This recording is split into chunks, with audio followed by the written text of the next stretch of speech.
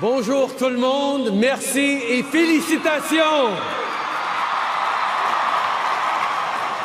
I am very happy to be here with you today, deeply honored.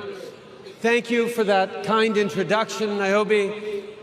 Andy, it's wonderful to see you again. I'm so grateful for the honor you and NYU have given me today. Now, you may not know, but Andrew is an honorary Canadian and British Columbian because, like me, he studied at the University of British Columbia back in the day. It makes me proud that Canada was part of Andrew's formation, just as NYU has helped form so many amazing Canadians, including 2 members of my own staff. I'm actually told that 180 of the NYU Class of 2018 are Canadians. Hello, welcome, my friends.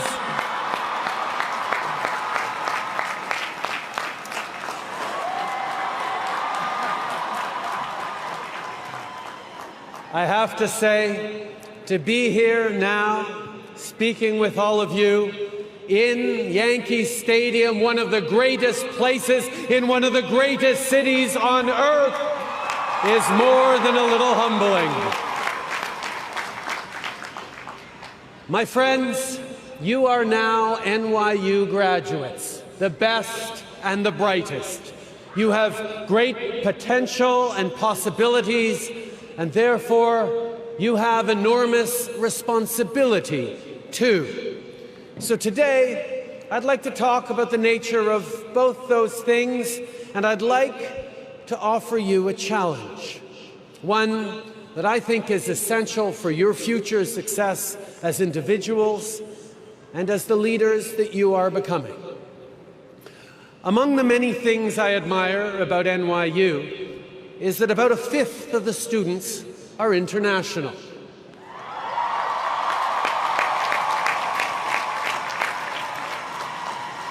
And a similar proportion are the very first in their families to go to college.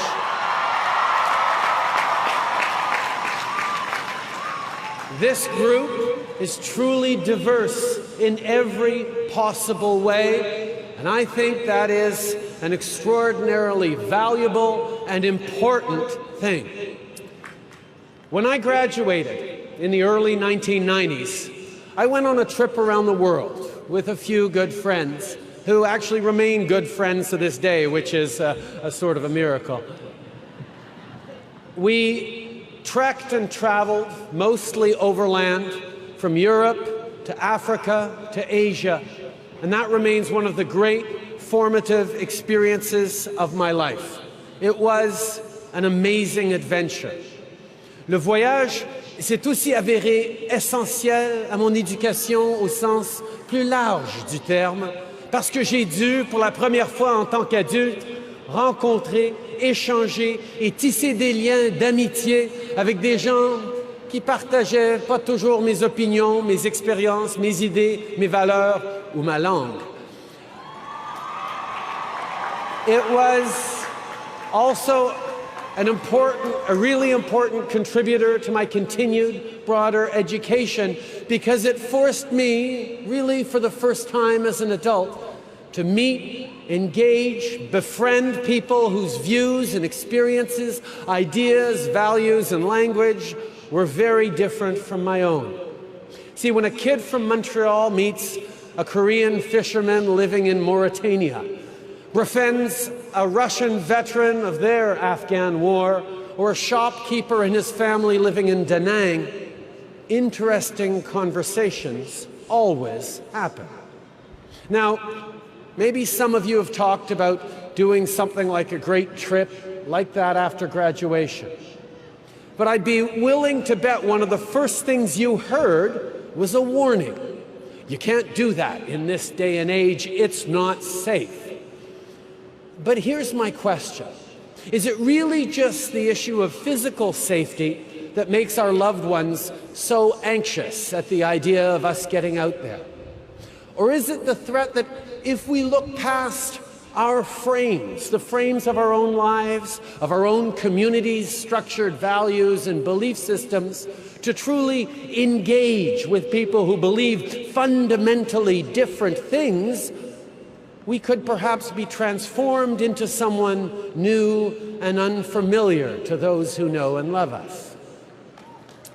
See, there's no question that today's world is more complex than it was in the mid-1990s. There are serious and important problems that we're grappling with and will continue to grapple with. But we are not going to arrive at mutual respect, which is where we solve common problems, if we cocoon ourselves in an ideological, social, or intellectual bubble.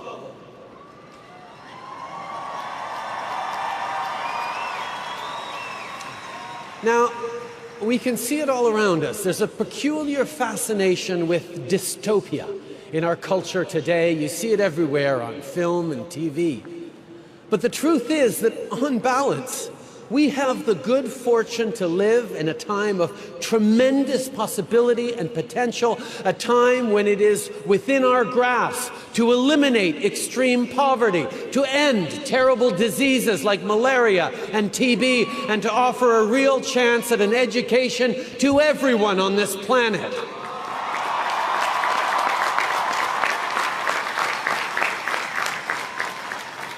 But for us to move forward, to keep moving and moving forward, we have to do it together, all together. Humanity has to fight our tribal mindset. We go to the same church? Cool, you're in my tribe. You speak my language? You're in my tribe. You're an NYU alumni? You're in my tribe. You play Pokemon Go. You're a vegetarian. You like the Yankees. You go to the gun range. You're pro-choice. Tribe, tribe, tribe. See, but of course, it's not the belonging part that is the real problem. It's the corollary.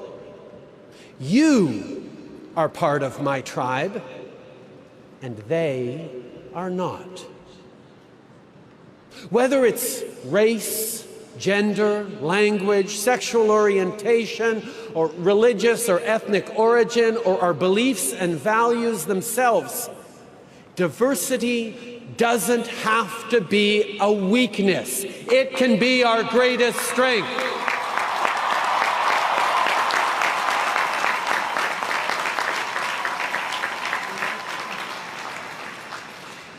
Now, often, people talk about striving for tolerance. Now, don't get me wrong. There are places in this world where a little more tolerance would go a long way. But if we're being honest, right here, right now, I think we can aim a little higher than mere tolerance. Think about it.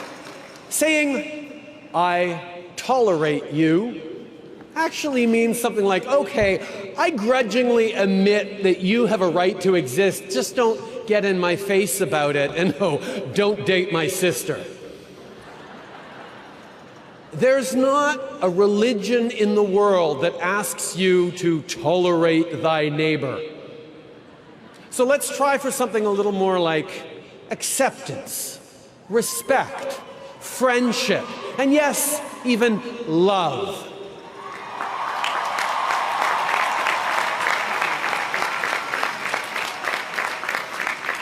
And why does this matter?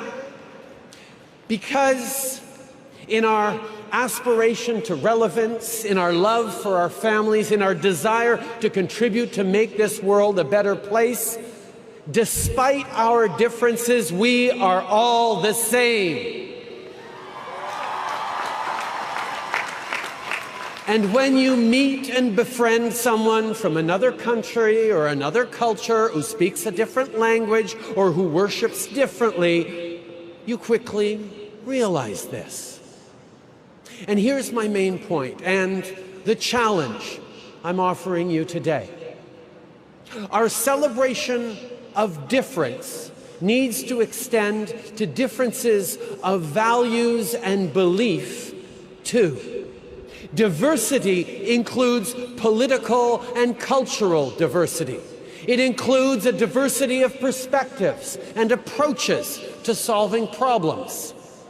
See, it's far too easy with social media shaping our interactions to engage only with people with whom we already agree, members of our tribe. Well, this world is and must be bigger than that.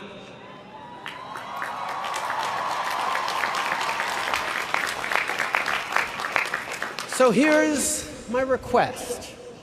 As you go forward from this place, I would like you to make a point of reaching out to people whose beliefs and values differ from your own. I would like you to listen to them, truly listen, and try to understand them and find that common ground. You have a world of opportunity at your fingertips, but as you go forward from here, understand that just around the corner, a whole different order of learning awaits, in which your teachers will come from every station in life, every education level, every belief system, every lifestyle. And I hope you will embrace that. You have been students. You will continue to learn all your lives, but now it is also time for you to become leaders.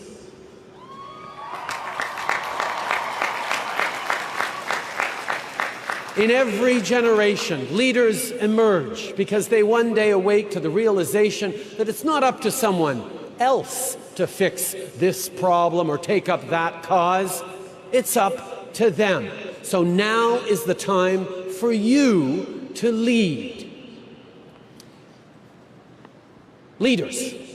Now, I'm sure that's a word that's been tossed around you and at you quite a bit over the past few hours, days, weeks, and years.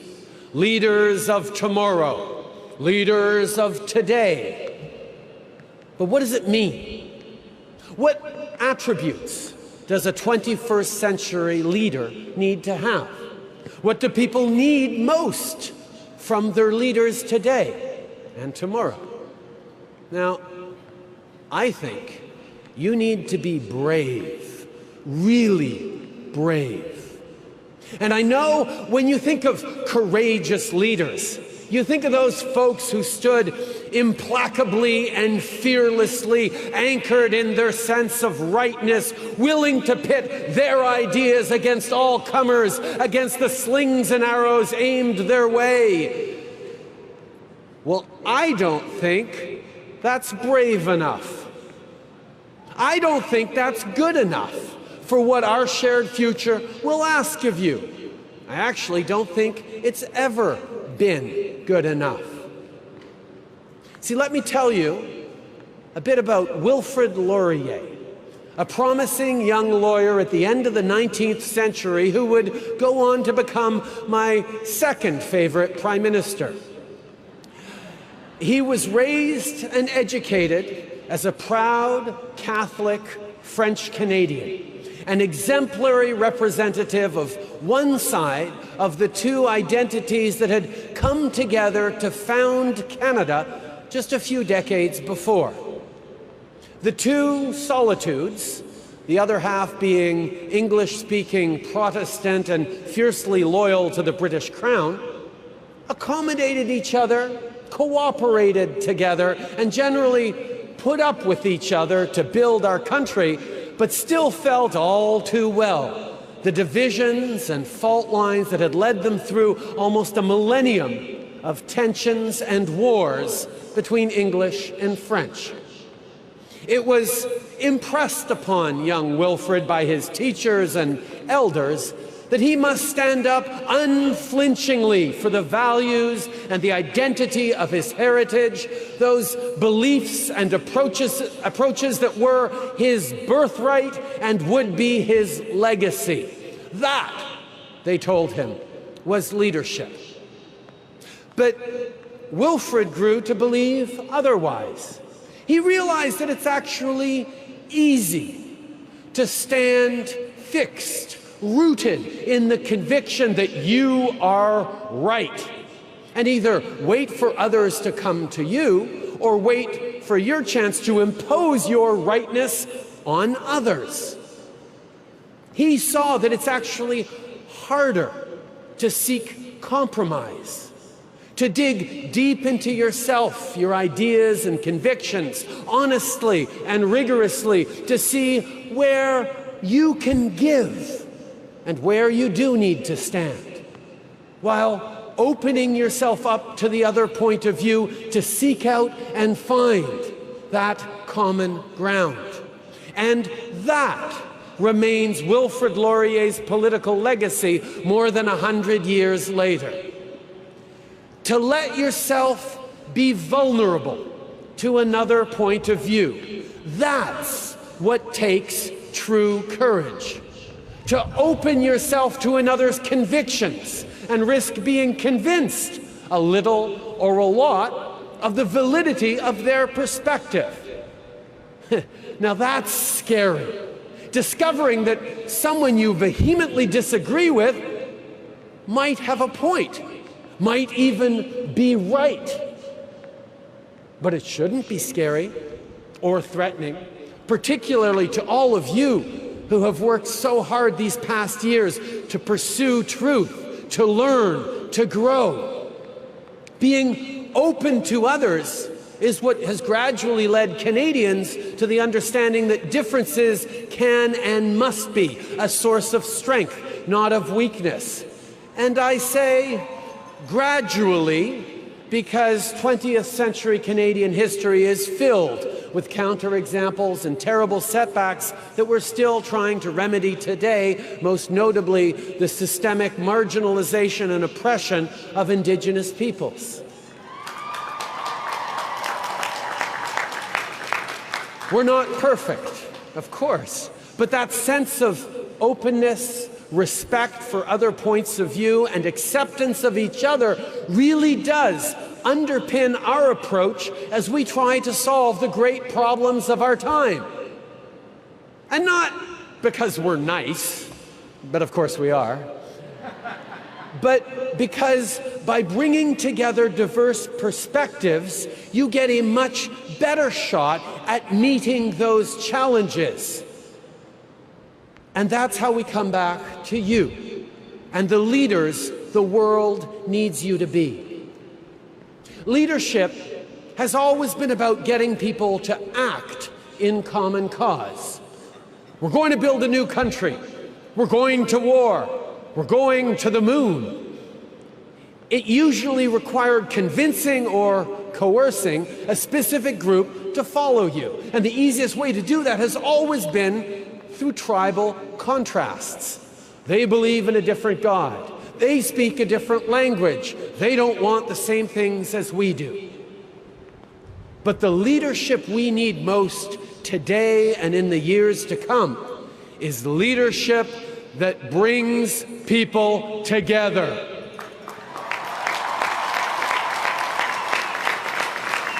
That brings diversity to a common cause. This is the antithesis of the polarization, the aggressive nationalism, the identity politics that have grown so common of late. It's harder, of course. It's always been easier to divide than unite. But mostly, it requires true courage. Because if you want to bring people around to your way of thinking, you need to first show them that you are open to theirs. That you are willing to enter into a conversation that might change your mind. Show respect for their point of view, and you have a better chance of actually having them listen to yours. And regardless of what happens, you will have had a genuine exchange that focused on understanding, not on winning a debate or scoring points. And you will both be improved for it. Now let me be very clear. This is not an endorsement of moral relativism or a declaration that all points of view are valid. Female genital mutilation is wrong, no matter how many generations have practiced it. Anthropogenic climate change is real, no matter how much some folks want to deny it. But here's the question. Do you want to win an argument and feel good about how superior you are? Or do you actually want to change behaviors and beliefs?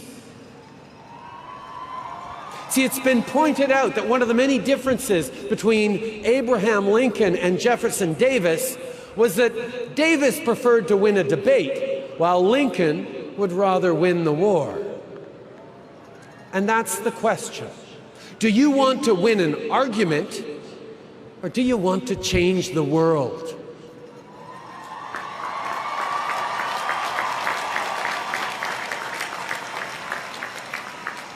With malice toward none and charity toward all.